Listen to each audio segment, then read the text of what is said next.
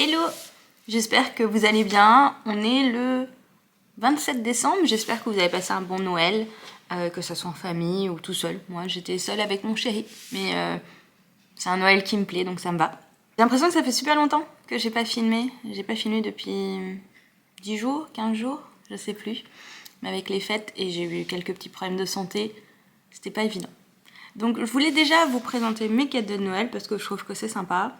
J'ai eu cette caméra, c'est une Sony ZF-1, quelque chose comme ça, que j'ai eu en avance du coup pour pouvoir vous filmer des vidéos.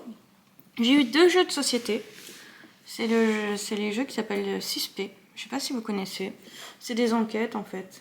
Alors c'est le genre de jeu où on joue une fois et après le jeu on peut pas le réutiliser, mis à part attendre longtemps pour oublier l'intrigue et même comme ça on se rappelle de certains trucs. Donc là il y a 3 enquêtes par boîte qui font 1h30 par enquête, on peut jouer de 1 à 6. C'est pour les 10 ans et plus. J'aime beaucoup. Donc j'avais déjà le tome 1, enfin le tome 1, la première boîte. Là c'est la deuxième boîte avec la même enquêtrice. Et j'ai eu aussi la 3e boîte de Suspect avec d'autres enquêteurs. Je crois que ce sont des reporters, ouais, reporters détectives et toujours 3 enquêtes de 1h30 dans chaque boîte. Donc ça déjà j'étais super contente. Après j'ai eu quelques livres. J'ai eu un journal de gratitude que j'ai pas commencé. Donc un journal de gratitude qui, pour chaque page on a les gratitudes. Je trouve ça bizarre d'avoir les gratitudes du matin et les gratitudes du soir. Déjà que je galère à trouver 3 gratitudes parfois. Alors là, il faut en trouver 6 par jour. Donc le matin, on doit dire 3 raisons pour lesquelles j'ai de la gratitude. Et 3 affirmations positives qui vont éliminer ma journée. Il y a le challenge du jour. Et le soir, 3 raisons pour lesquelles j'ai de la gratitude, encore. Et mes 3 moments préférés de la journée. Et sur une échelle de 0 à 10, comment était ma journée. Et donc là, je crois qu'on a de quoi faire 6 mois. Je vais peut-être commencer aujourd'hui. Ou demain, parce que je ne l'ai pas fait ce matin. Le deuxième livre que j'ai eu, c'est La Liste de Jérémy Démé aux éditions Erol.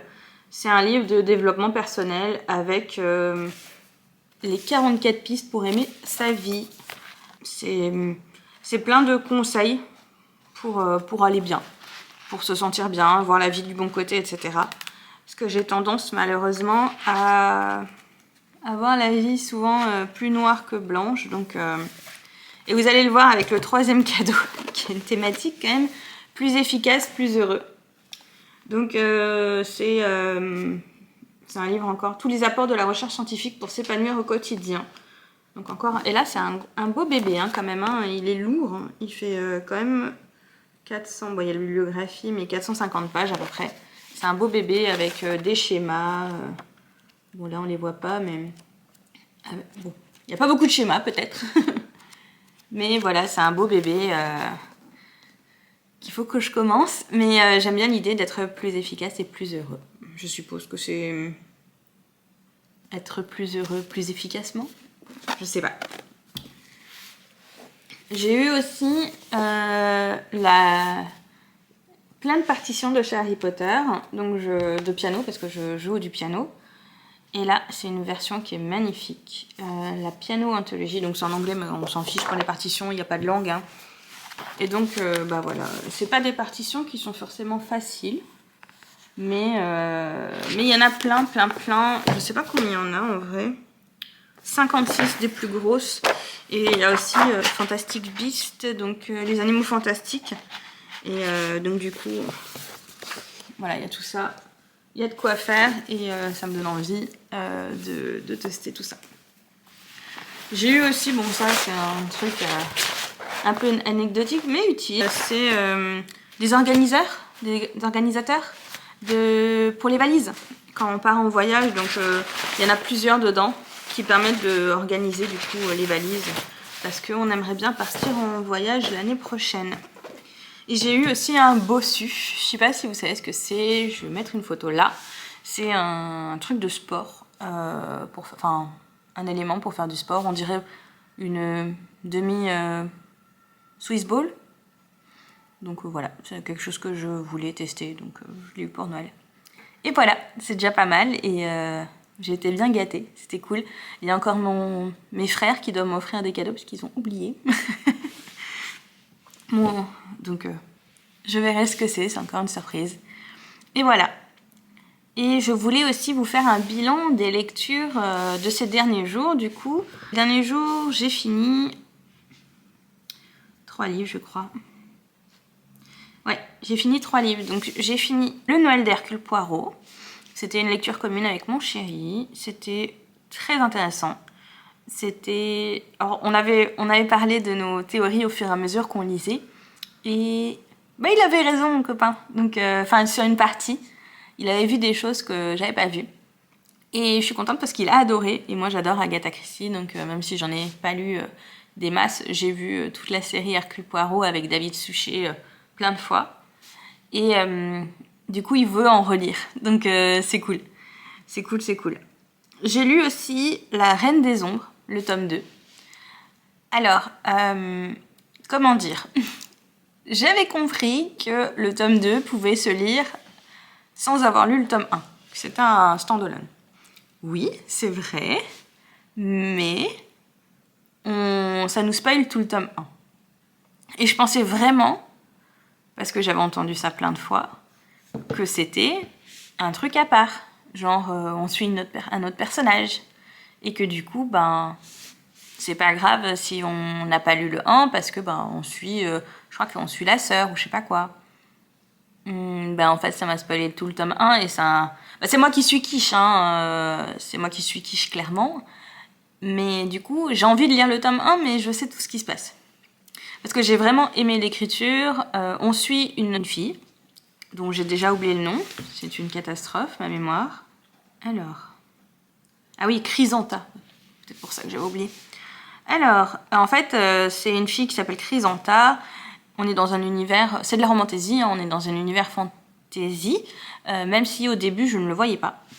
Pas spécialement. J'avais l'impression qu'on était dans un monde fin 19e. Ouais, fin 19e.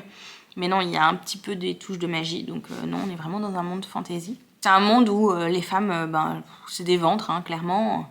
On est sur une thématique qui est assez courante dans les romantasy.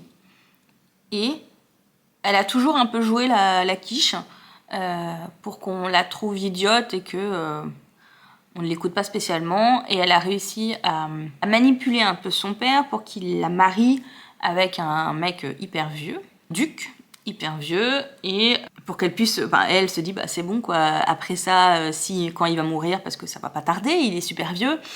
Quand il va mourir, je vais hériter de tout, je serai une duchesse douairière, c'est ça qu'on dit. Ah, j'ai mon petit chat qui monte. Une duchesse douairière et je serai libre, plus besoin de me marier, je serai une femme libre, épanouie, tranquillou, avec plein d'argent. Et c'était jusqu'à ce que... Ah oui, jusqu'à ce que, soi-disant, le neveu de ce mec-là, donc je crois que le mec il s'appelle... Le duc, je crois qu'il s'appelle Simeon. J'ai un gros doute quand même. Jusqu'à ce que le neveu du duc arrive et qu'il dise que c'est lui l'héritier. Et là, ça pue. Donc le neveu du duc s'appelle Erix. Ça m'a beaucoup perturbée. Très difficile de me projeter parce que mon ancien chat s'appelait Erix. Exactement la même écriture et tout. Alors quand je lisais des choses sur Erix, ça me faisait très bizarre. Du coup, forcément, Erix, il est super beau, il est mystérieux, mais il est chiant, quoi, parce que il vient demander, l'héritage, quoi. Donc, elle peut pas être libre. Parce que s'il a son héritage, elle est pas libre. Elle reste une duchesse douairière, mais elle a pas accès à l'argent, si lui ne veut pas lui donner, etc. Donc ça part de là. En tant que tel, on n'a pas besoin de lire le tome 1. Je n'ai pas eu besoin de lire le tome 1 pour comprendre ce tome 2. Il y a plein de tomes 2, on ne lit pas le tome 1, on comprend rien, quoi. Là, j'ai pas eu besoin, mais bon, clairement, ça spoilait le tome 1. Je pense que je lirai quand même le tome 1, qui est La Reine des Ombres. Mais peut-être pas de suite, comme d'habitude. Mais j'ai vraiment, vraiment beaucoup aimé. J'ai beaucoup aimé la plume de l'autrice. Je l'ai lu en anglais. En anglais, c'est The Darkness Within Us. Mais il est sorti en français. Et j'ai beaucoup, beaucoup aimé. Et je vous le conseille. Et enfin, le dernier livre que j'ai lu, c'est un livre que j'ai fini hier qui s'appelle Les Assassins de l'Aube de Michel Bussy. Alors j'ai tendance à lire les Michel Bussy dès qu'ils sortent, parce que c'est quelque chose que j'aime beaucoup. C'était sympa. Je crois que le dernier tiers du livre, je l'ai lu hier soir. Je l'ai enchaîné, je me suis couchée bien plus tard, parce que je voulais savoir en fait. Donc c'est bien écrit, c'est fluide, on se pose plein de questions, on se demande s'il y a du fantastique ou pas, mais on sait que Michel Bussy ne fait pas de fantastique, donc on se dit qu'il va y avoir une explication plausible à tout ça, et il y en a à chaque fois. Et ça se passe en Guadeloupe. Et donc, ce qui se passe, c'est qu'on a 3 touristes qui sont trouvés assassinés au fur et à mesure, avec un harpon de plongée, là, qui est planté en plein cœur. Et les 3 crimes sont commis à l'aube, avec une mise en scène très macabre. Et on a l'impression qu'aucun lien n'unit les victimes, c'était la première fois qu'ils venaient sur l'île. Et à chaque fois, on a aussi un étrange vieillard, qu'on appelle un quimboiseur. Un étrange vieillard qui voit les scènes, en fait, qui prédit les crimes qui vont arriver. Il rentre en transe et il explique où va se retrouver le corps, qui va mourir, etc. Donc il y a une course contre la montre avec les policiers pour retrouver qui est le tueur, etc. C'est vraiment sympa, vraiment dépaysant. Mais, vu que ça se passe en Guadeloupe, il y a plein de vocabulaire guadeloupéen, classique, et ça c'est cool. Le problème, c'est qu'il n'y avait pas de définition. J'aurais aimé que pour chaque mot guadeloupéen, pour nous qui sont sur le continent, qu'on ait une définition. Par exemple, il y avait le mot béquet, qui était dit plusieurs fois, et j'ai vu que ça voulait dire blanc en créole, mais à chaque fois, ça me sortait à chaque fois qu'il y avait des mots, il y avait des noms de fruits, de légumes que je connais pas du tout, des plats, même du vocabulaire, comment ils se parlent entre eux, etc. Je comprenais rien et ça me sortait du récit. Et quand je lis le soir, j'ai pas spécialement envie de poser mon livre, d'aller chercher le dico, parce que j'ai éteint mon téléphone, etc., pour chercher le mot et comprendre ce que c'est. Donc la plupart du temps, j'étais là, tant pis, je sais pas ce que ça veut dire, tant pis. Et je trouve ça dommage. C'est cool pour nous immerger, mais quand on connaît pas, moi ça m'a sorti du récit à chaque fois parce qu'il n'y avait pas de note de bas de page qui expliquait ce que c'était. Un peu dommage. Et sinon, j'ai commencé une lecture commune avec mon chéri qui s'appelle Listen for the Lie. Donc je vais vous montrer là. Tac. Listen for the Lie, donc encore un livre en anglais. C'est un thriller, ça y est, mon chéri est fan de thriller, il en redemande. On suit, alors c'est encore un livre de mix média parce qu'on a du roman et on a aussi du podcast, un transcript de podcast.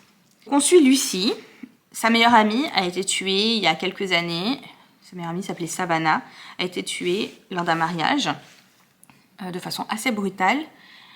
Et on ne sait pas par qui. La police a beaucoup suspecté Lucie parce qu'elle était pleine de sang, elle avait des marques, Savannah avait des marques de blessures, de bleus, de griffures qui correspondaient aux mains de Lucie, mais il n'y a rien qui indiquait que c'était Lucie qui l'avait tuée. Lucie ne se rappelle de rien, elle fait une amnésie, et comme ça nous l'explique dans le livre, c'est pas une amnésie, c'est pas les souvenirs sont cachés, vont revenir, c'est les souvenirs n'existent pas. Donc, elle a été ostracisée, clairement, les gens ne veulent plus spécialement lui parler, elle a été virée, forcément elle a été accusée de meurtre, et alors autant c'était dans un village, donc du coup ça n'avait pas fait trop de bruit, mais là il y a un podcasteur qui s'appelle Ben, qui ressort l'histoire, pour essayer de trouver le coupable. Du coup, là, c'est plus national parce que c'est un podcasteur qui est super connu. Et du coup, là, elle se fait virer de sa boîte, etc. Alors qu'elle avait été ostracisée dans son village. Maintenant, elle est ostracisée un peu partout parce que ceux qui écoutent le podcast savent et qui la connaissent savent de qui ça parle. Et donc, du coup, on ne sait pas qui l'a tuée. On suit Lucie. C'est très, très bien écrit. C'est très fun. La grand-mère de Lucie est juste incroyable, incroyablement drôle. Et donc, on ne sait pas si Lucie a Elle a pété un câble, elle a tué sa meilleure amie, elle ne le sait pas non plus, a priori. On ne sait pas si elle ment sur cette amnésie ou pas. Donc on imagine que toute l'histoire va être là, on imagine que le podcasteur va essayer de trouver qui a tué et pourquoi. Et donc c'est super sympa. Le deuxième livre que j'ai commencé hier soir, 5 minutes avant de me coucher, c'est Deux couronnes corrompues. C'est la suite du Roi Berger, la suite de Une fenêtre sous les ténèbres, que j'avais beaucoup aimé, que j'avais adoré même. Et donc là, c'est un tome 2, je suis à 3%, c'est pas le moment de vous en parler. Donc voilà. Je pense que je vais vous prendre sur quelques jours pour l'avancée de mes lectures. Et je reviendrai aussi plus tard pour faire le tag de fin d'année, pour vous indiquer mes meilleures lectures de l'année, les moins bonnes. J'ai trouvé un tag qui a l'air pas mal, donc je ferai ça. À plus! Voilà, on est le lendemain. Je suis allée faire quelques courses hier. J'avais eu une carte cadeau pour Noël. Donc j'ai acheté 2 livres et un oracle. Donc le premier livre que j'ai acheté, c'est Witch and God, Les dieux du temps, le tome 1, Le chant de Pasiphae, de Livingstone. Un peu déçue parce que, en fait, c'est la 2e trilogie. Donc c'est écrit nulle part. Donc moi j'ai lu la 4e, je me suis dit, ah ça a l'air sympa. Et puis j'ouvre le livre. Puis là, je vois, donc plus loin que le début, nous sommes ravis de vous annoncer que nous entamons un nouveau cycle dans l'univers de Witch and God. Pour les nouveaux et nouvelles arrivées, sachez que la lecture du premier cycle n'est pas obligatoire pour comprendre le second. Donc ça, c'est cool. Mais bon, j'ai déjà vu ça avec la Duchesse des Ombres la dernière fois, où finalement, ça m'a spoilé toute la premier tome. Donc je pense que je vais trouver la première trilogie pour commencer avec, parce que pas spécialement envie de me spoiler ou quoi. Alors j'adore la mythologie grecque, donc du coup, ce qui est cool, c'est qu'ils ont fait tout un arbre généalogique avec la lignée olympienne, c'est vraiment sympa. Donc j'ai hâte de me plonger là-dedans, mais d'abord pour la première trilogie.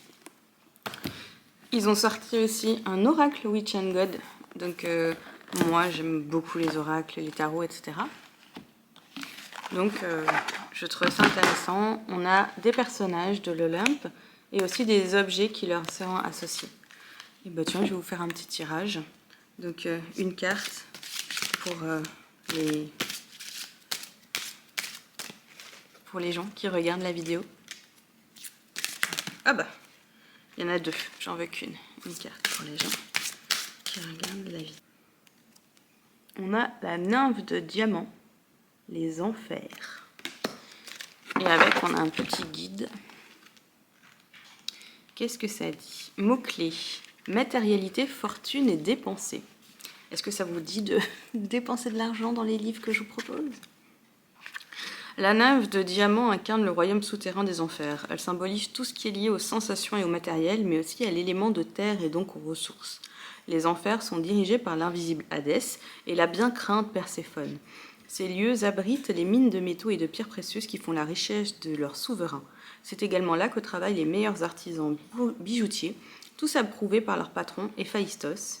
Hadès contrôle la corne d'abondance, capable de fournir fruits et légumes à l'infini à tous ses sujets. Perséphone, elle, préside au bain du palais, un endroit parfait pour prendre soin de soi. Si tu pioches cette carte, trouve refuge dans ta maison ou dans un endroit confortable comme un salon de thé. Prends le temps de te récompenser, fais du shopping, va au restaurant, choisis le meilleur café du coin. Privilégie ton bien-être physique si tu dois prendre une décision. Voilà, c'était le message. Le petit message pour vous. Moi, j'ai fait un tirage hier pour savoir comment passer un bon week-end et j'ai eu les livres de je sais plus qui et ça me disait en gros lis. Bon d'accord. Si c'est les cartes qui le disent, je vais lire. Voilà, donc ce petit oracle est sympa. Et j'ai acheté un dernier livre qui est Impitoyable serment de Rebecca Ross, aux éditions de Saxus. Donc c'est le tome 2 de Divine Rivalité. J'ai pris l'édition super belle là, avec du jaspage. Le livre est super beau aussi, mais c'était déjà ça pour le premier tome. Et j'avais tellement aimé ce premier tome que je voulais lire la suite. Il n'y a pas de end papers particulier, là c'est joli, mais sans plus. Je vais pas vous lire le résumé, pour des raisons évidentes que c'est un deuxième tome. Et globalement, c'est une romance. Je sais pas si je la mettrais dans le fantasy. En fait, on va suivre deux personnages qui sont Iris et Roman, qui arrivent à se discuter entre eux par lettres via une machine à écrire qu'ils ont tous les deux. Et quand ils mettent la lettre dans leur placard, la lettre est délivrée à l'autre. Donc ils ne savent pas à qui ils écrivent. Ils se connaissent dans la vraie vie. D'ailleurs, ils se détestent dans la vraie vie. Donc on sent bien le enemies to lovers. Ils se détestent dans la vraie vie, mais ils s'écrivent et ils se disent pas qui ils sont, hein, mais ils partagent des choses du quotidien. Et ça commence comme ça. Et puis en parallèle, on a aussi une guerre qui sont entre deux dieux, si je dis pas de bêtises. Ouais, le dieu d'en bas et le dieu d'en haut. Ils font la guerre tous les deux. Donc il y a tout un mythe autour de ces dieux. Pourquoi ils font la guerre, qu'est-ce qui fait que c'est arrivé comme ça, pourquoi les gens sont plutôt vers ce dieu-là ou vers ce dieu-là. J'ai beaucoup aimé ce tome 1, que j'ai lu très très vite. Et quand j'ai vu que le tome 2 était sorti, dans la même édition, je me suis dit que j'allais l'acheter pour le lire. Je dis incessamment sous peu, mais ça dépend de mes envies. Voilà, c'est tout pour cette fois. À bientôt.